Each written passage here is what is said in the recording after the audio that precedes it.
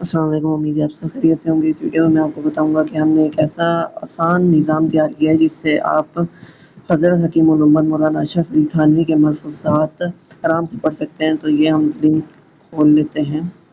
Link کو کھولتے ہی ہمارے سامنے یہ پیج آ سکتا ہے اور اس کے نیچے جو یہ گرین بٹن ہے، اگر ہم اسے دبائیں گے تو اس کے بعد ہمارے پاس ایک الگ ملفوظ سامنے آ جائے گا، اور اسی طرح ہر بار اسے دبانے پر نیا روحانی نقطہ سامنے آئے گا۔